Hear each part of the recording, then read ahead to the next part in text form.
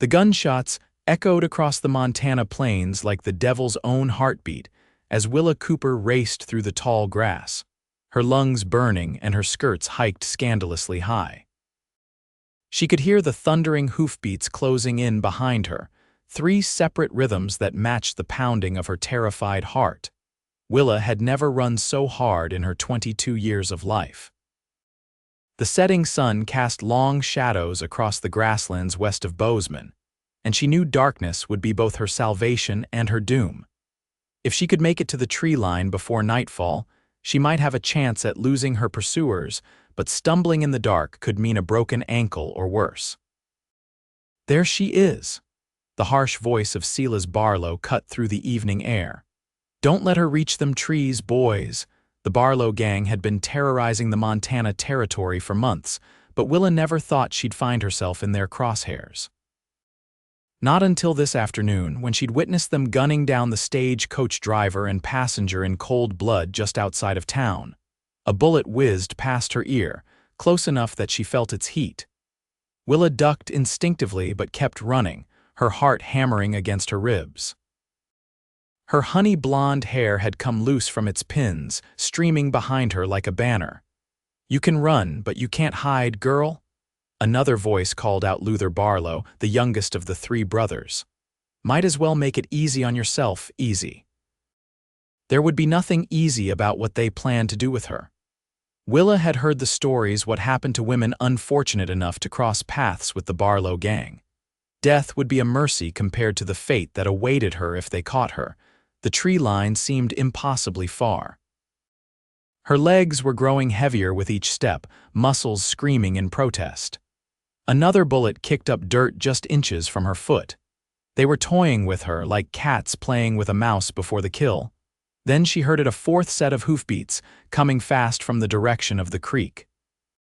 Willa risked a glance to her right and saw a rider approaching at breakneck speed, cutting a diagonal path that would intercept her and her pursuers.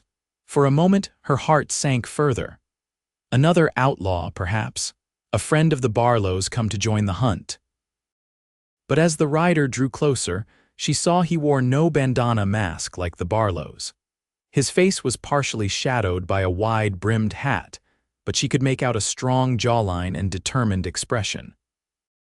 He rode like he was born in the saddle, his black stallion responding to the slightest shift of his weight. With a final burst of desperate energy, Willa changed direction, angling toward the approaching horseman. If he wasn't with the Barlows, maybe, just maybe, he would help. "Please." She gasped out as she stumbled toward him, though she doubted he could hear her over the thundering hooves. The rider's eyes locked with hers for one electric moment as he passed. Something in that gaze's steady, unflinching determination made her falter in her headlong flight. Before she could decide whether to trust this stranger, he had already ridden past her, positioning his horse between Willa and the approaching outlaws. The Barlow brothers pulled their horses to a skidding halt, dust billowing around them as they faced this unexpected obstacle. Silas, the eldest, spat on the ground and adjusted his grip on his pistol. "Move along, mister," he drawled. "This ain't none of your concern." The stranger's horse danced sideways, but the rider kept it under perfect control. His hand hovered near his holster, but he didn't draw, not yet. When he spoke, his voice was low and steady, carrying across the space between them with quiet authority. "She's under my protection." Those 4 words hung in the air like gunsmoke. Willa stood frozen, half-turned to watch the confrontation, ready to bolt if things went sideways. Her chest heaved as she struggled to catch her breath, her mind racing. Who was this man? Why would he risk his life for a stranger? Silas Barlow's thin lips twisted into an ugly smile. "Don't reckon I caught your name, friend. Didn't throw it," the stranger replied evenly. "But if you need to call me something, the name's York Caldwell." York Caldwell. Willa turned the name over in her mind, searching for any recognition. Nothing. He wasn't from Bozeman, or if he was, she'd never crossed paths with him before. "Well, Mr. Caldwell," Silas said, "that woman witnessed something she shouldn't have. We can't have her running back to town flapping her gums about what she saw. She won't be saying anything to anyone. York shifted slightly in his saddle. I'll make sure of it. A chill ran through Willa at his words. Had she misjudged him completely? Was he planning to silence her himself? But then York continued, she'll be coming with me to my ranch south of here. By the time we return to town, whatever business you boys were up to will be long forgotten. Luther, the youngest Barlow, scowled and spat. How do we know we can trust you? You don't, York said simply. But you've got a choice to make. You can try to go through me to get to her, his hand dropped casually closer to his holster, or you can ride away while you still can. Willa held her breath. 3 against 1 weren't favorable odds, even for the most skilled gunmen. And the Barlows were known for their viciousness, not their reason. Silas Barlow studied York for a long moment, then glanced at his brothers. Some unspoken communication passed between them before he turned his attention back to York. You're making a mistake, Caldwell. Nobody crosses the Barlow Gang and lives to brag about it. Wasn't planning on bragging, York replied calmly, just planning on living. The standoff stretched, tension crackling in the air like summer lightning. Then, with a jerk of his chin, Silas wheeled his horse around. Come on, boys. We've got more important business than chasing after some skirt. As they turned to ride away, Silas called over his shoulder, We'll be seeing you again, Caldwell. Count on it. The 3 outlaws galloped away, kicking up dust that turned golden in the setting sun. Willa watched them go, hardly daring to believe that the immediate danger had passed. When they were small dots on the horizon, she finally turned to face her unexpected savior. York Caldwell swung down from his saddle with practiced ease and approached her slowly, as one might a spooked horse. Now that he was closer, she could see him clearly for the first time. He was younger than she'd initially thought, perhaps 30 or thereabouts, with sun-bronzed skin and eyes the color of a summer storm. Not handsome in the conventional way, but striking, with a quiet intensity that commanded attention. Are you hurt, madam? He asked, keeping a respectful distance. Willa shook her head, suddenly aware of her disheveled appearance, hair wild, dress torn at the hem and mudded from her desperate flight. No, she paused, trying to gather her scattered thoughts. Thank you for what you did. They would have. I know what they would have done, he said quietly. The Barlow Gang doesn't leave witnesses. You know them, I know of them. His mouth set in a grim line.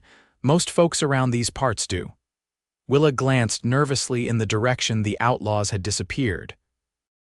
They'll be back, won't they? Not tonight, York said, following her gaze, but eventually. Silas Barlow's not the type to forget a slight. He turned back to her. We should get moving before it gets dark. My ranch is about 2 hours' ride from here. Reality crashed down on Willa with sudden force. Your ranch? But I need to get back to Bozeman. My father will be worried sick. York's expression remained unchanged. Those men will be watching the trails into town. If you try to go back now, they'll catch you before you're halfway there. But my father, is he in town? Yes, he owns the mercantile. Then he's safer than you are right now. York's voice softened slightly. Look, Miss Cooper, Willa Cooper, Miss Cooper, I meant what I said to the Barlows. The safest place for you right now is off the main roads, somewhere they won't think to look. I have a ranch about 10 miles south of here. You can stay there until it's safe to return to town. Willa hesitated, weighing her limited options. York Caldwell was a stranger, but he'd risked his life to protect her from the Barlows. And he was right, returning to Bozeman tonight would be foolhardy at best, suicidal at worst. How do I know I can trust you? She asked finally, echoing Luther Barlow's question. A shadow of a smile touched York's lips. You don't, he said, echoing his earlier response. But I reckon I'm a better gamble than those 3. Despite everything, Willa found herself smiling too. That's a low bar to clear, Mr. Caldwell. York, he corrected. If we're going to be dodging outlaws together, we might as well use first names. He extended his hand to help her onto his horse, and after a moment's hesitation, Willa placed her fingers in his. His hand was calloused but warm, his grip secure without being crushing. As he boosted her up into the saddle, She caught the faint scent of leather, horses, and something clean and pine like that must have been soap. York swung up behind her, careful to maintain a respectful distance despite the intimate arrangement. "Hold on," he instructed, reaching around her to take the reins.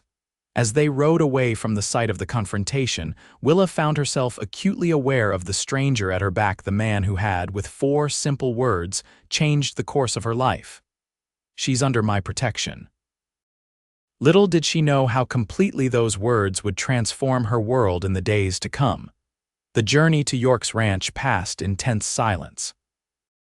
Willa was hyper-aware of every sound in the gathering darkness: an owl's hoot, the rustle of wind through prairie grass, the steady rhythm of the horse's hooves. Each unexpected noise made her stiffen, convinced the Barlow Gang had circled back to ambush them. "Easy," York murmured when she flinched at the sudden flutter of a startled grouse. "We're almost there." True to his word, within minutes, the silhouette of a ranch house emerged against the darkening sky. It wasn't grand, but it was substantial, a solid log structure with a wide porch and several outbuildings clustered nearby. Smoke curled from the chimney, and lamplight glowed warmly in the windows. "You have family?" Willa asked, suddenly wondering what sort of household she was entering.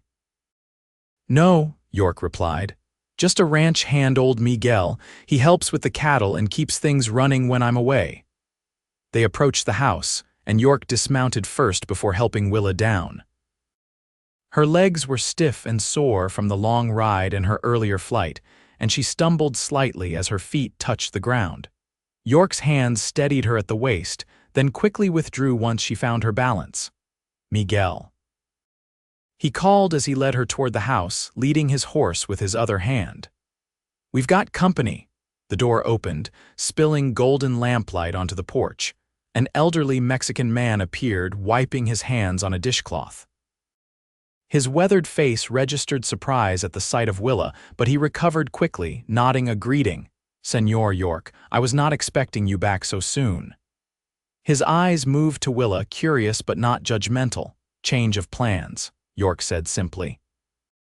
"Miss Cooper will be staying with us for a few days. She ran into some trouble with the Barlow Gang." Miguel's expression darkened. "Those devils, they are getting bolder every day." He turned to Willa with a small bow.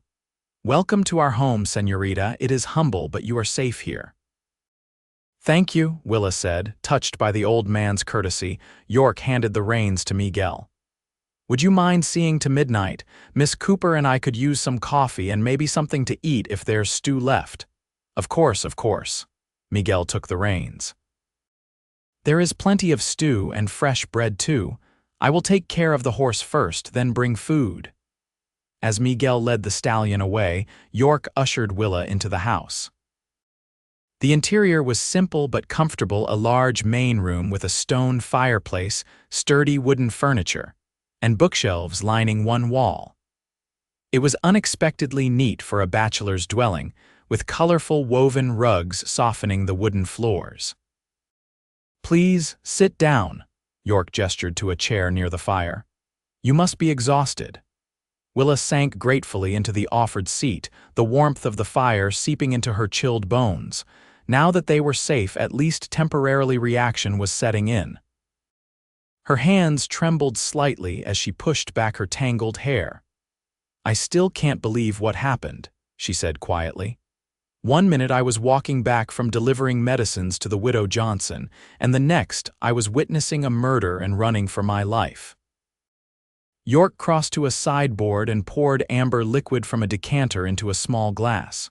"Here," he said, offering it to her. "It's just a little whiskey. It'll help with the shock."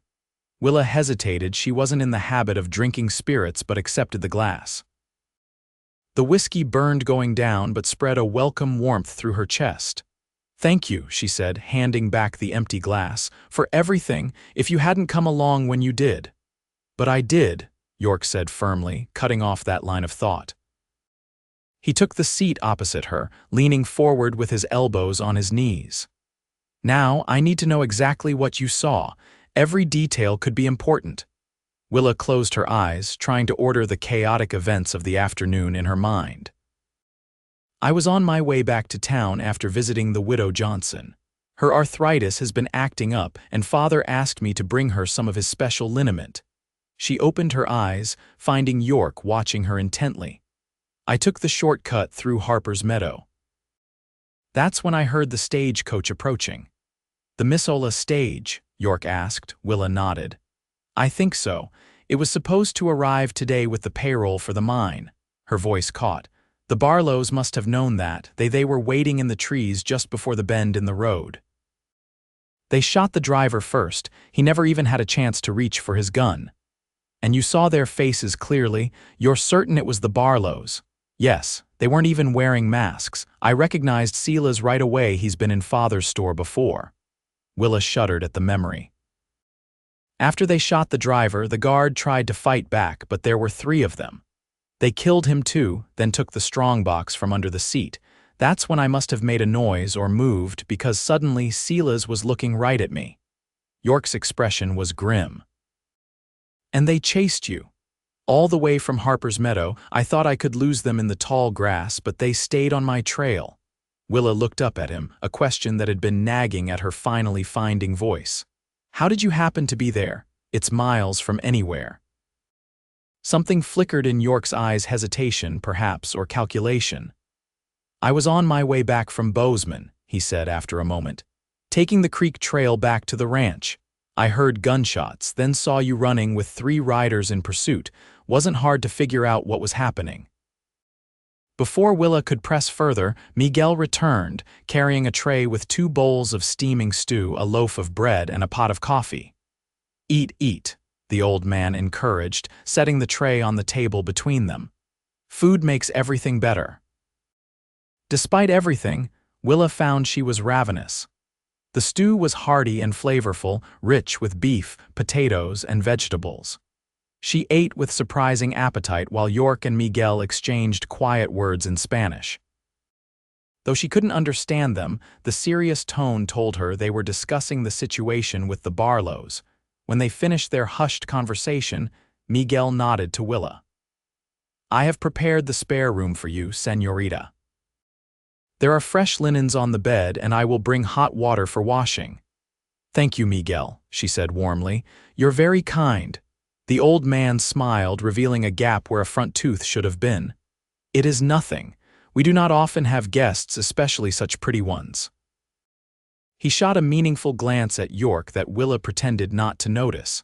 After Miguel had left to fetch water, York leaned back in his chair, studying her over the rim of his coffee cup. Tomorrow morning, I'll ride into town and let your father know you're safe. It's not proper for you to stay here, but it's the safest option until we can figure out what to do about the Barlows. Willa questioned. You've already done more than enough, Mr. Caldwell York. I can't ask you to further involve yourself in my troubles. A muscle twitched in his jaw. The moment I rode between you and those men, I made your troubles mine, Miss Cooper. Willa, she corrected softly, if we're using first names. Something in his expression softened. Willa, then. The Barlows aren't men who forget a slight. They'll be looking for both of us now.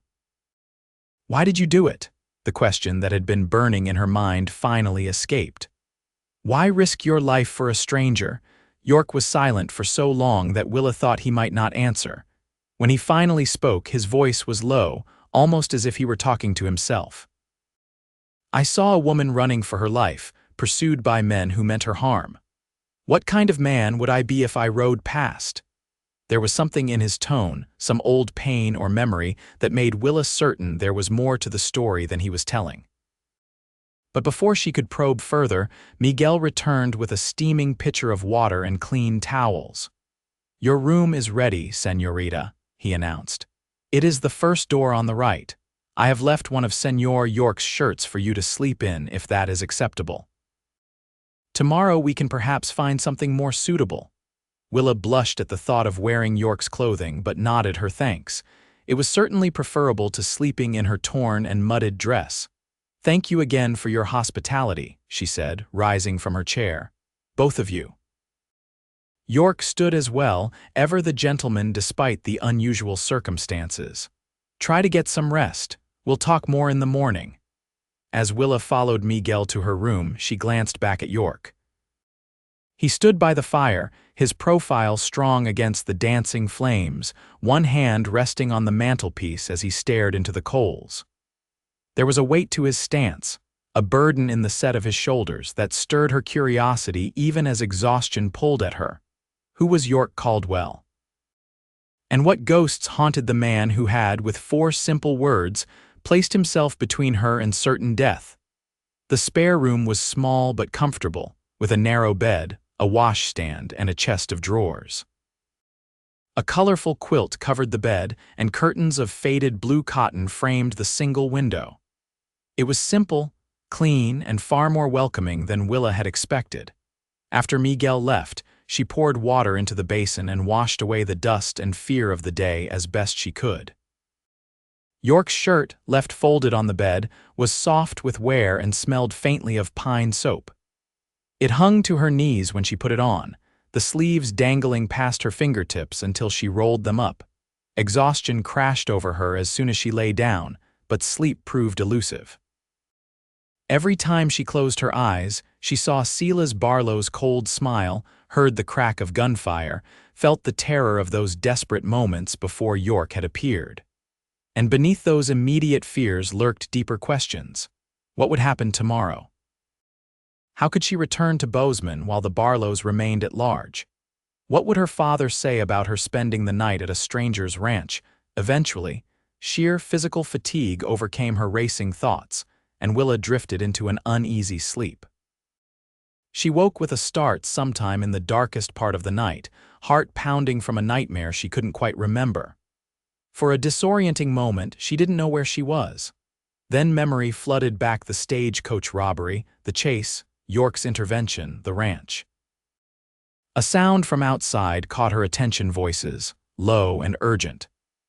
Willa slipped from bed and padded to the window, carefully pulling back the curtain to peek out.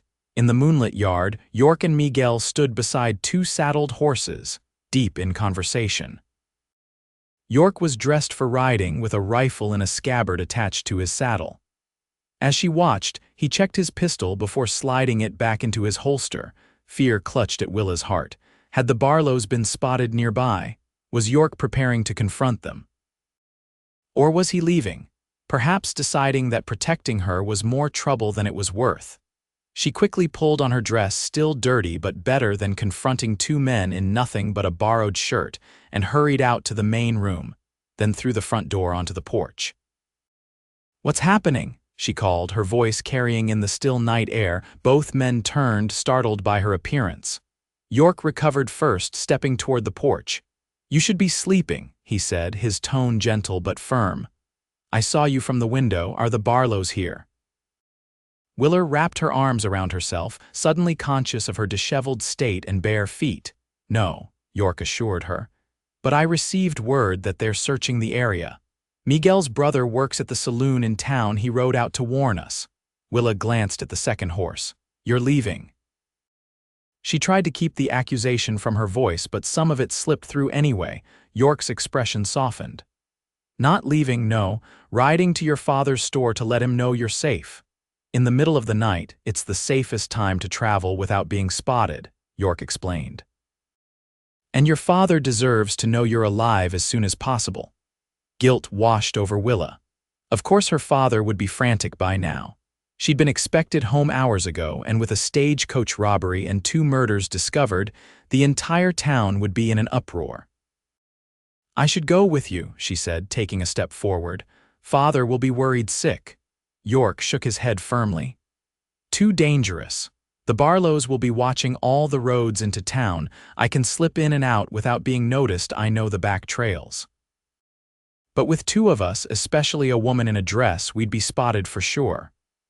"Then let me write a note for father at least," Willa pleaded, "so he knows it's really from me." York considered this, then nodded. "That's smart. Come inside, I'll find you paper and a pencil." Back in the warmth of the main room, Willa wrote a brief note explaining that she was safe and staying with Mr. York Caldwell at his ranch south of town.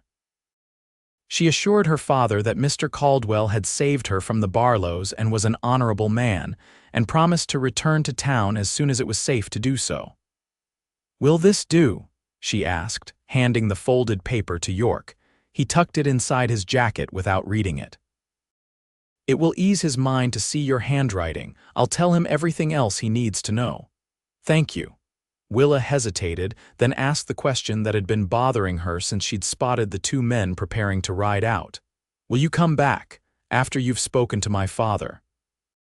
Something flickered in York's eyes, surprise, perhaps, that she would doubt his return. "Of course. I told you you're under my protection, and I meant it." Relief flooded through her, stronger than she'd expected. Despite having known York Caldwell for less than a day, the thought of facing this situation without him was terrifying. "Be careful," she said softly. "The Barlows won't have forgotten your interference." "I've handled worse than the Barlow Gang," York replied with quiet confidence. He hesitated, then added, "Try to get some sleep. Miguel will keep watch while I'm gone. You're safe here." Willa nodded, though she doubted sleep would come easily now. "Godspeed, Mr. Caldwell." "York," he corrected gently, "I'll be back before dawn." With a final nod, he strode out into the night. Willa watched from the doorway as he mounted his horse, exchanged a few last words with Miguel, and rode off into the darkness. Only when the sound of hoofbeats had faded completely did she return to her room. As expected, sleep proved elusive. Instead, Willa lay awake, wondering about the enigmatic man who had risked his life for hers, and trying to ignore the strange emptiness she felt now that he was gone. Dawn was breaking when York returned, the first pale light of morning gilding the eastern horizon. Willa, who had given up on sleep and dressed in her rumpled clothes, was sitting on the porch with a cup of coffee when she heard the approach of a horse. Her heart leapt with relief when she recognized York's black stallion, though the rider looked weary after his night journey. Behind him, to her surprise, followed a second horse, a dappled mare laden with saddlebags. York dismounted, his movements stiff with fatigue, and led both horses toward the porch. His eyes met hers, and a small smile lifted one corner of his mouth. "You're still up," he observed, "or already up?" "Still," Willa admitted, rising from her chair. "How is my father? Was he terribly worried? Frantic when I arrived," York said, climbing the steps to join her on the porch, "but relieved beyond measure to hear you're alive and safe. Did you tell him everything about the Barlows?" York nodded, accepting the cup of coffee she offered from the pot Miguel had left on a small table. He already knew about the stage robbery and the murders. The bodies were found yesterday evening and when you didn't return home. "He thought I might have been killed too," Willa finished quietly. "He sent search parties out looking for you until it got too dark." York took a long drink of coffee. "I told him everything what you witnessed, how the Barlows chased you, how we met. And what did he say about this arrangement?" Willa gestured vaguely at the ranch house. "A proper young woman staying unchaperoned at a bachelor's home would raise eyebrows in town, to say the least." York's expression turned wry. "He wasn't thrilled, but he's a practical man. He understands that your safety comes first." He nodded toward the dappled mare. "He sent clothes for you and some other things you might need for a longer stay." Willa's eyebrows rose in surprise. "A longer stay? I thought I would return to town once things calmed down." "That's the problem," York said, his expression growing serious. "Things aren't calming down. The sheriff has organized a posse to hunt for the Barlows, but they've disappeared into the hills. And from what your father told me, Silas was asking about you in town just yesterday evening, describing you to patrons at the saloon, wanting to know who you were and where you lived." A chill ran through Willa despite the warming morning air. "They're hunting me."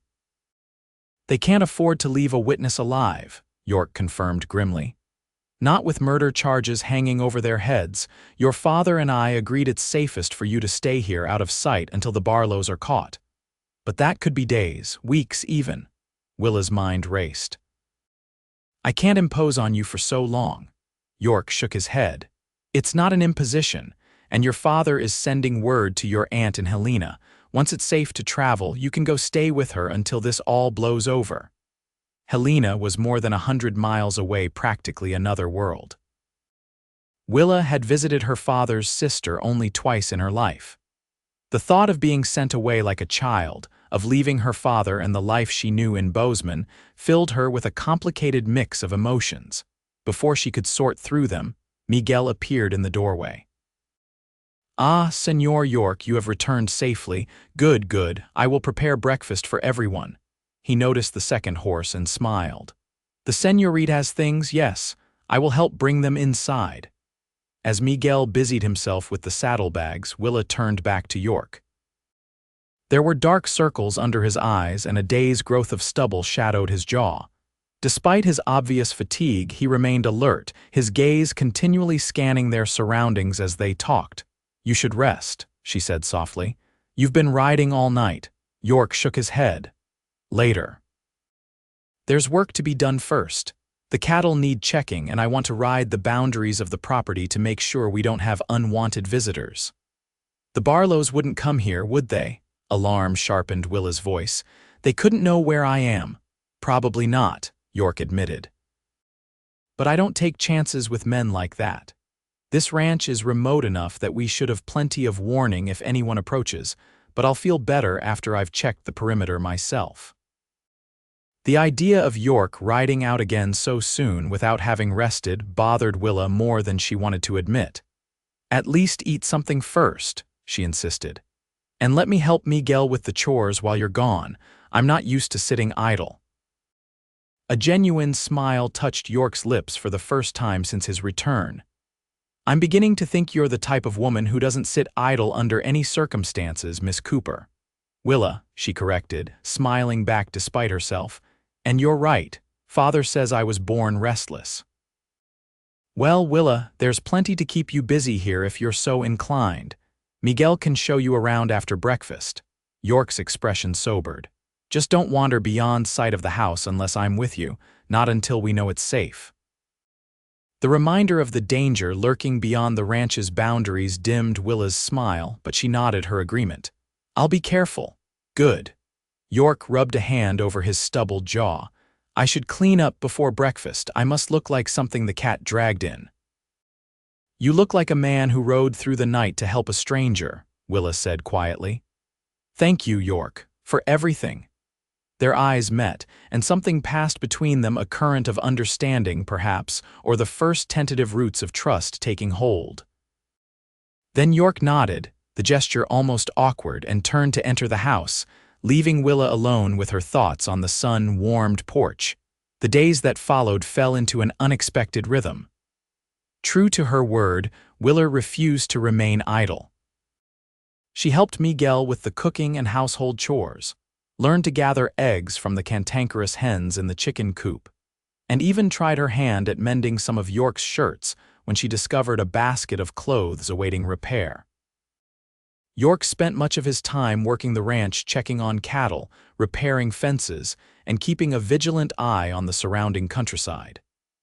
In the evenings, the three of them would gather for dinner, and afterward, York and Willa often sat by the fire, talking until Miguel retired for the night. It was during these quiet conversations that Willa began to piece together the puzzle that was York Caldwell. He had come to Montana 5 years earlier after the war.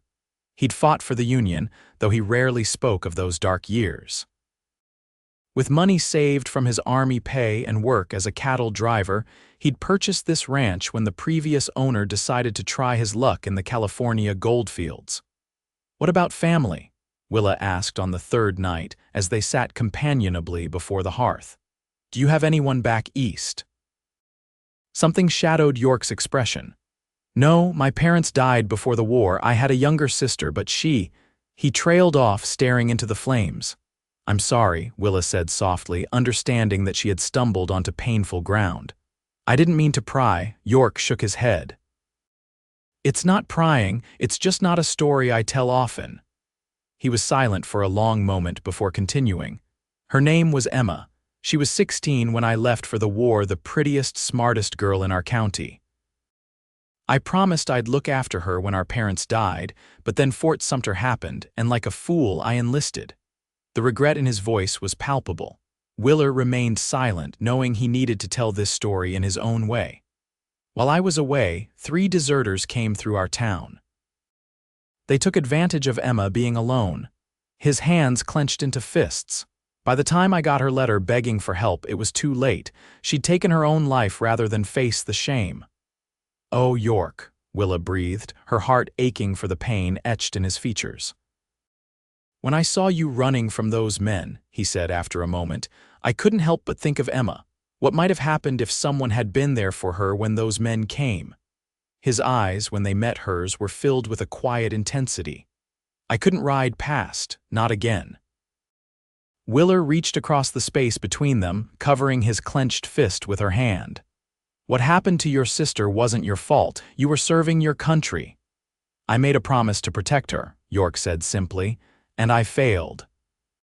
They sat in silence after that, the crackling of the fire the only sound in the room. Willa didn't withdraw her hand, and after a moment, York's fist unclenched, his fingers tentatively intertwining with hers. It was a small gesture, but in it lay understanding and comfort, 2 lonely souls finding unexpected connection in the wilderness of Montana territory. On the 5th day of Willa's stay, York rode into town again to check on news of the Barlow Gang and to update her father. He returned with supplies, letters from Willa Cooper to his daughter, and troubling news. "The Barlows robbed another stagecoach yesterday," he reported as they sat at the dinner table. 15 miles north of town. No one was killed this time, but the driver was shot in the shoulder. "They're still in the area then," Willa said, her appetite suddenly diminished despite Miguel's excellent stew. York nodded grimly. "And still asking about you in town. Your father says they've been particularly interested in whether anyone knows me or where my ranch might be located." Miguel crossed himself. "Matter de Dios, you think they suspect the señorita is here?" "I think they're exploring all possibilities," York said carefully. "Most folks in town don't know exactly where my place is. I keep to myself and do most of my business in Helena rather than Bozeman. But it won't take much asking around for them to get a general idea." Willa set down her spoon, appetite gone entirely. "I've put you both in danger by being here." "No," York said firmly. "The Barlows put us all in danger the moment they decided murder was an acceptable cost of doing business." He turned to Miguel. "Starting tonight, we'll take watches. I'll take first shift, you second. Keep the rifle close." The old man nodded, his weathered face solemn. "I will keep the señorita safe, don't worry." "And what about me?" Willa asked. "I can take a watch too." "I know how to shoot. Father taught me after Mother died."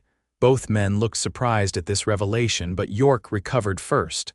"We'll see. For now, I think it's best if Miguel and I handle the watching. You need your rest." Willa bristled at being dismissed, but before she could argue, York continued. "Your father also mentioned that your Aunt Martha has written back. She's expecting you in Helena as soon as it's safe for you to travel." The news should have been welcome, but Willa found herself unexpectedly reluctant at the thought of leaving the ranch, of leaving York. In less than a week, his steady presence and quiet strength had become a comfort she wasn't ready to relinquish. "I see," she said, trying to keep her voice neutral. "And when do you think that might be?" York studied her face, his expression unreadable. "Hard to say. The sheriff has sent word to Virginia City for additional lawmen to help hunt down the Barlows. Once they're captured, or at least driven from the territory, it should be safe enough." The conversation shifted to other topics after that, but a new tension lingered in the air, a sense of borrowed time running short.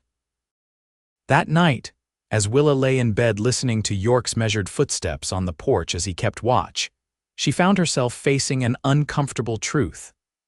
Somewhere between the moment he'd ridden between her and the Barlows, and now, she had developed feelings for York Caldwell that went far beyond gratitude.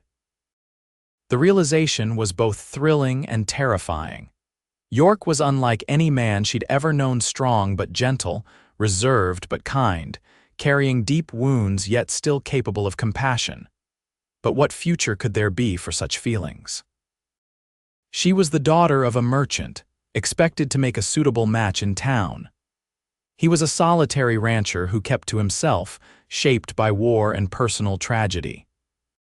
And even if there could be something between them, would York ever see her as more than a responsibility, a woman he'd protected, because she reminded him of the sister he couldn't save? Willa pulled the quilt tighter around her shoulders, pushing away the unwelcome thoughts.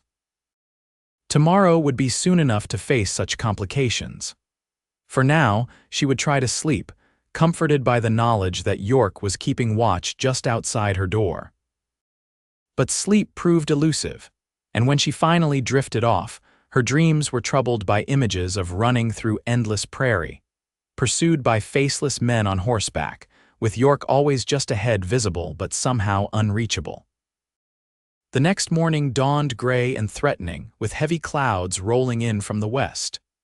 York, who had finally gone to bed after Miguel took over the watch, emerged from his room around noon, looking more rested than he had in days. "Storm coming," he observed, joining Willa at the window where she stood watching the darkening sky. "Will it be bad?" she asked. Thunderstorms in Montana could be violent affairs, with lightning striking the open prairie and flash floods filling the normally dry creek beds. "Likely," York replied. "This time of year they usually are. We should make sure everything's battened down before it hits." They spent the afternoon preparing for the storm, securing loose items around the yard, checking that the animals were safely sheltered, and bringing in extra firewood. By the time the first heavy drops began to fall, everything was as ready as it could be. The storm broke with a fury that rattled the windows. Rain lashed against the house in horizontal sheets driven by howling wind. Lightning split the sky with jagged brilliance, followed by thunder that shook the very foundations of the building. "Good thing we're not out in that," York commented, stoking the fire to ward off the sudden chill that had accompanied the storm. "Cattle will be miserable, but they know to find shelter in the south stand of trees." Miguel, who had been dozing in a chair by the fire after his night watch, woke with a start at a particularly loud crack of thunder. "Ay, que tormenta," he exclaimed, blinking sleepily. "I have not seen such a storm since the spring of '66. As the afternoon wore on, the three of them remained indoors, listening to the storm's fury. Miguel taught Willa to play a card game popular in Mexico, while York cleaned and oiled his firearms at the table, a task he explained was necessary after riding in dusty conditions. It was almost peaceful, this forced confinement together, with rain drumming on the roof and occasional flashes of lightning illuminating the room. Willa found herself stealing glances at York as he worked, his strong hands moving with practiced efficiency over the disassembled pistol. Once, he caught her looking and held her gaze for a moment before returning to his task, the ghost of a smile playing at the corners of his mouth. The storm showed no signs of abating as evening approached. Miguel prepared a simple dinner of beans, cornbread, and the last of the previous night's stew. They had just finished eating when a sound cut through the howling of the wind, the distant but unmistakable crack of a rifle shot. York was on his feet instantly, moving to extinguish the lamp on the table. "Miguel, get the rifle," he ordered quietly, drawing his pistol from its holster. Willa, away from the windows. Heart pounding, Willa pressed herself against the wall beside the hearth, straining to hear over the storm. Had she imagined the gunshot? But York's reaction confirmed she hadn't. Could it be a traveler caught in the storm? She whispered as York moved to her side, his body positioned protectively between her and the door. "No one travels in weather like this unless they have to," York replied grimly. "And no one has business near this ranch except the three of us." Miguel returned with the rifle, his usually cheerful face set in hard lines. He took up position near the window, careful to stay to the side where he couldn't be seen from outside. For several long minutes, they waited in tense silence, listening. Just as Willa began to wonder if perhaps it had been nothing more than a hunter seeking shelter, Another sound reached them, the unmistakable whinny of a horse, closer than seemed possible given the roaring storm. York's expression darkened. "They're here." "The Barlows?" Willa breathed, fear clutching at her heart. York nodded once, his eyes never leaving the door. "Must have been following me yesterday, waiting for the right moment." He glanced at Miguel. "The back door, is it barred?" I checked it when I got the rifle," the old man confirmed. "Good." York turned to Willa, his expression intense. "If shooting starts, get down on the floor and stay there. Understand?" She nodded, throat too dry for words. York moved to the window beside Miguel, risking a quick glance outside. Lightning flashed, briefly illuminating the yard, and Willa saw his body tense. "3 riders," he murmured, "taking shelter in the barn." "What do we do?" Miguel asked, his voice steady despite the danger. "Wait," York replied. "They'll have to come to us if they want Willa, and when they do—" His hand tightened on his pistol. "We'll be ready." The waiting was unbearable. Every creak of the wind battered house, every crash of thunder made Willa flinch. Her mind conjured images of the Barlow brothers creeping through the storm toward the house, weapons drawn, faces twisted with murderous intent. After what seemed an eternity, York spoke again, his voice so low Willa had to strain to hear it. "Miguel, take Willa to my room. There's a trapdoor in the floor under the bed. It leads to a root cellar. Get her down there and stay with her."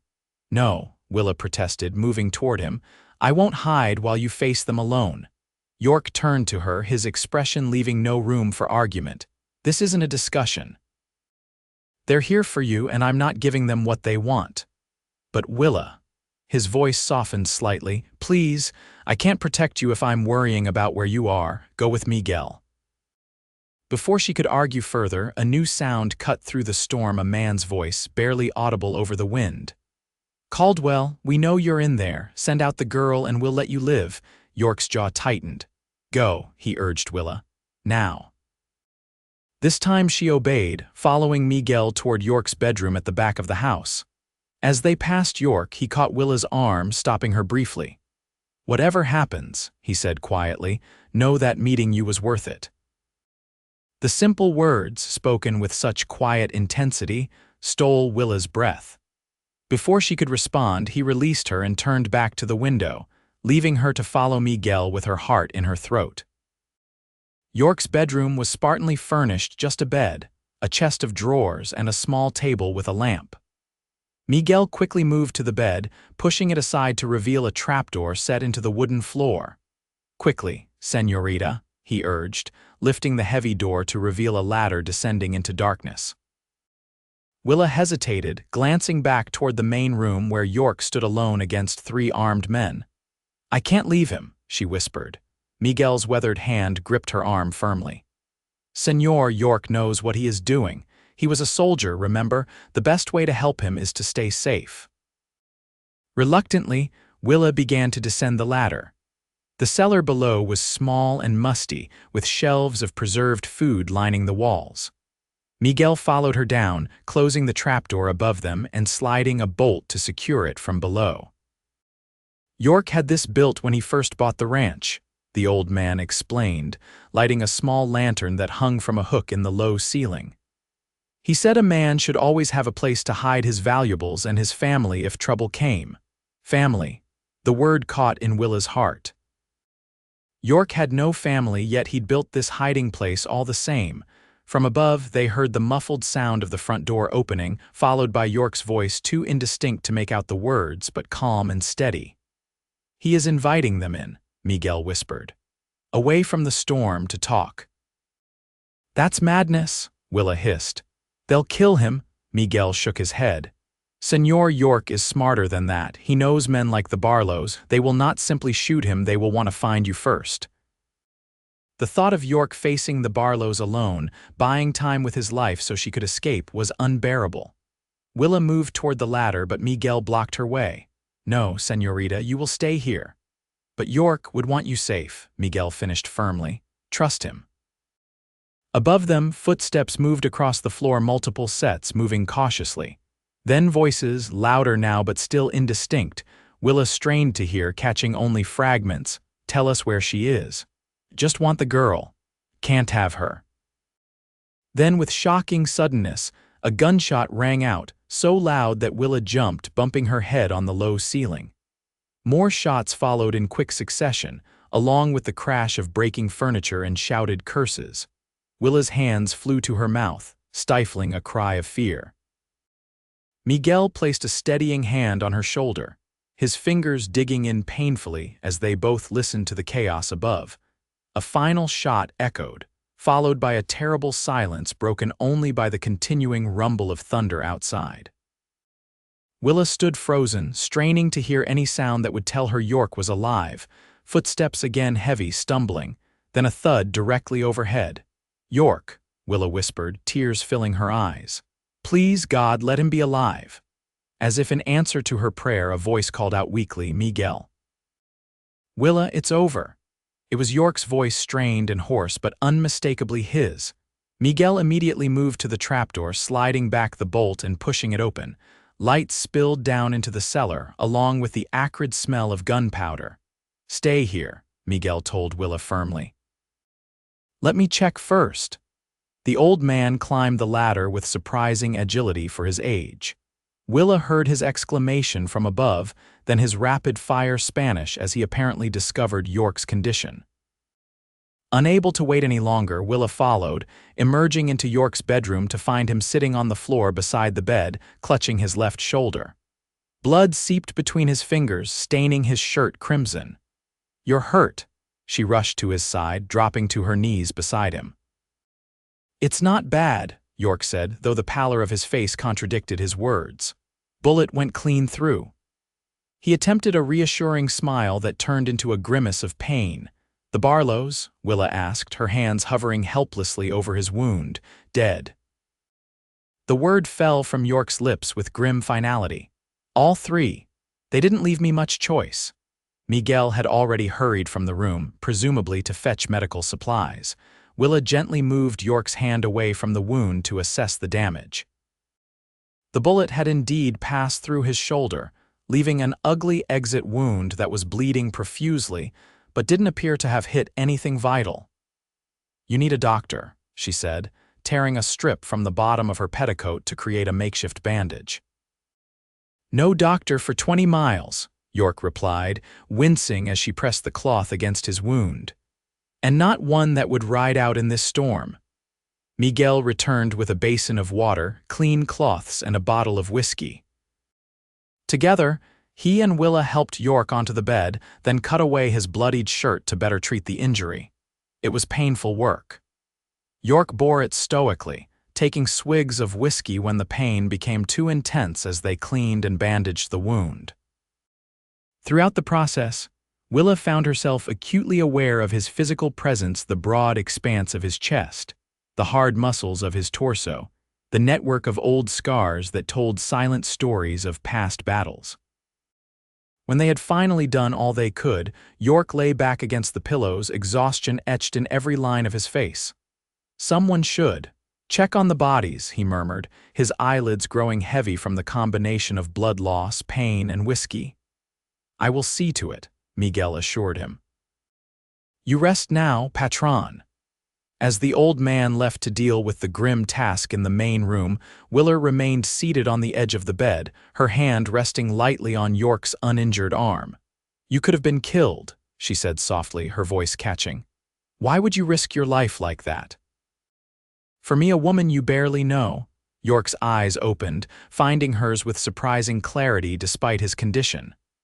"I think I've known you all my life," he said quietly. "I just didn't meet you until a week ago." The simple words struck Willa with the force of revelation. In them lay the answer to the question that had troubled her, whether York saw her only as a duty, a redemption for his past failure. What she saw in his eyes now was something altogether different, something that made her heart race and her breath catch. "York," she began, uncertain what to say but needing to say something. "Don't," he interrupted gently. "Not now. When I'm not half dead from a bullet wound and whiskey, we'll talk. Promise me you'll stay until then." "I promise," Willa whispered, squeezing his arm. "Now sleep." "I'll be here when you wake." A small smile touched his lips as his eyes drifted closed. Within moments, his breathing had deepened into the rhythm of sleep, his features relaxing as pain and consciousness receded. Willa stayed beside him, watching the rise and fall of his chest, listening to the storm that continued to rage outside. The Barlow brothers were dead. The immediate danger had passed. But as she sat in the quiet aftermath of violence, Willa found herself facing new and unexpected questions about her future, and whether that future might somehow include the wounded man sleeping beside her. Morning dawned clear and bright, the storm having spent its fury during the night. Sunlight streamed through the windows of the ranch house, illuminating a scene of aftermath: broken furniture, bloodstains on the wooden floor, and the conspicuous absence of bodies. Miguel had worked through the night, first moving the Barlow's bodies to the barn, then cleaning up the worst of the destruction in the main room. He'd fallen asleep in his chair just before dawn, exhausted by his labors. Willa had dozed fitfully beside York's bed, waking every hour to check his wound for signs of infection and his forehead for fever. By morning, she was relieved to find him resting comfortably, his color improved and the bandages showing no fresh blood. When York finally opened his eyes, his gaze immediately sought Willa's face. "You're still here," he murmured, voice rough with sleep. "I promised I would be," she replied, smoothing a hand over his tousled hair before she could think better of it. "How do you feel?" "Like I've been shot," he said dryly, attempting to sit up. Willa quickly moved to help him, arranging pillows behind his back to support him. "The Barlows, Miguel took care of them," she assured him. "He said he'd ride into town later today to fetch the sheriff, so everything can be properly documented." York nodded, wincing slightly at the movement. "Good, it's over then. You're safe." "Thanks to you," Willa said softly. "You saved my life again." A ghost of a smile touched his lips. "I'm making a habit of it, it seems." They fell silent, the weight of all that had happened and all that remained unsaid hanging between them. Finally, York reached for her hand, his fingers closing around hers with surprising strength for a wounded man. "Willa," he began, his expression serious. "Last night before I passed out, I said something." "You did," she confirmed, her heart beginning to race, "and I've been thinking about it all night." York's gaze searched her face. "I meant it, every word, but I need you to know that I don't expect anything from you. You were thrown into this situation through no choice of your own, and your gratitude isn't the same as York Caldwell," Willa interrupted, squeezing his hand tightly. "If you think what I feel for you is merely gratitude, then that bullet must have affected your mind." Surprise flickered across his face, followed by a cautious hope. "What are you saying?" Willa took a deep breath, gathering her courage. "I'm saying that in the space of a week, I've come to care for you in a way I never expected. You're unlike any man I've ever known, not just because you saved me, but because of who you are. The way you treat Miguel like family instead of a servant. The way you built this place with your own hands. The way you carry your past pain without letting it poison your heart." She paused, suddenly uncertain. "But your life is here, and mine is in town or perhaps in Helena with my aunt." And I don't know if this time it was York who interrupted, tugging gently on her hand until she leaned closer. "My life is wherever you are," he said simply. "If that's in town, I'll sell this ranch tomorrow. If it's in Helena, I'll buy land there." "You can't mean that," Willa protested, though her heart leapt at his words. "This ranch is everything to you." "It's land and cattle," York corrected. "Important, yes, but not everything." His free hand rose to cup her cheek, his touch gentle as a whisper. "You've become my everything, Willa Cooper. I think you were from the moment I saw you running across that field." Tears sprang to Willa's eyes, blurring her vision.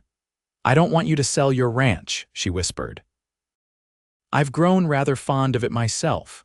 Hope blazed in York's eyes. "Does that mean?" "It means I think my father will have to accept that his daughter has fallen in love with a rancher," Willa said, a smile breaking through her tears. "If that rancher feels the same way." "He does," York assured her, pulling her gently closer. "More than words can express. Their lips met in a kiss that held all the promise of spring after a long winter, tentative at first, then blooming with warmth and certainty. When they finally parted, Willa rested her forehead against York's, mindful of his injury but unwilling to move away. "What happens now?" she asked. York's smile was like sunrise breaking over the mountains. "Now we begin." 3 days later, Sheriff Thomas Bailey sat at York's kitchen table, finishing the last of his coffee. He'd ridden out with 2 deputies to collect the bodies of the Barlow brothers and take official statements about what had transpired during the storm. "Well, Mr. Caldwell, it seems clear to me this was a case of self-defense," the sheriff concluded, closing his notebook with a snap. "The Barlows were wanted men, robbery, murder, and now attempted murder. No jury in Montana would convict you for protecting yourself and Miss Cooper." York nodded, his left arm still in a sling but his recovery progressing well. "Thank you, Sheriff. I appreciate your understanding of the situation. Territory's better off without those 3, Bailey said bluntly. "Been terrorizing honest folks too long." He turned to Willa. "Miss Cooper, your father asked me to tell you it's safe to return to town whenever you're ready. He's mighty anxious to see you." Willa exchanged a glance with York, a silent communication passing between them. "Please tell my father I'll be returning tomorrow," she said. "And that I'll be bringing Mr. Caldwell with me. We have something important to discuss with him." The sheriff's eyebrows rose slightly, his gaze moving between the 2 of them. A knowing smile tugged at his mustache. "I see," he said. "I'll deliver that message." After the sheriff and his deputies had departed with the Barlow's bodies loaded in a wagon, York and Willa stood on the porch, watching until they disappeared from view. "Are you nervous?" York asked, slipping his good arm around her waist. "About talking to your father?" Willa leaned into his embrace, savoring the solid strength of him. "A little," she admitted, "but father has always wanted my happiness above all else. Once he sees how happy you make me, he'll come around. And if he doesn't, then we'll give him time," Willa said firmly. "But my mind is made up. I love you, York Caldwell, and I intend to spend my life with you, whether that's here on this ranch in town or wherever our path takes us." York turned to face her fully, his eyes filled with a tenderness that made her heart skip. "I love you too, Willa Cooper. And I promise you this, wherever we go, whatever we face, you will always, always be under my protection." Willa smiled, rising on tiptoes to brush a kiss across his lips. "And you under mine," she whispered. The following day, they rode into Bozeman together, side by side on their horses, their future stretching before them like the vast Montana sky filled with promise, possibility, and the love that had blossomed in the most unexpected of circumstances. William Cooper stood on the porch of his mercantile, shading his eyes against the midday sun, when he spotted his daughter riding into town beside York Caldwell. The relief on his weathered face was quickly followed by knowing recognition as he observed the way the 2 looked at each other. That evening, after a tearful reunion and a long, serious conversation, William gave his blessing to their marriage. 2 weeks later, with York's wound healing nicely, Willa Cooper became Willa Caldwell in a simple ceremony in the Bozeman church, with her father and Miguel standing as witnesses. They made their home on York's ranch, which flourished under their combined care. Within a year, the sound of a baby's cry joined the familiar ranch noises when their son, William York Caldwell, came into the world. 2 years later, a daughter followed, Emma Rose, named for York's sister and Willa's mother. Over time, the story of how they met became something of a legend in Bozeman. People would point out York and Willa Caldwell when they came to town, whispering how he had once ridden between her and certain death, declaring she was under his protection. But what the townsfolk didn't know, what only Willa and York understood, was that they protected each other in all the ways that mattered. From external dangers, yes, but also from loneliness, from the shadows of the past, and from the fear of facing life's uncertainties alone. On quiet evenings, when the children were asleep and the ranch work was done, they would often sit together on the porch, watching the sunset paint the Montana sky in hues of gold and crimson. York's arm would settle around Willa's shoulders, drawing her close against the cooling air, and she would lean into his embrace, grateful for the twist of fate that had brought them together. Do you ever wonder what would have happened if you hadn't come along that day? She asked once on the 5th anniversary of their meeting.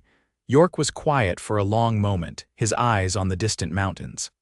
Sometimes, he admitted.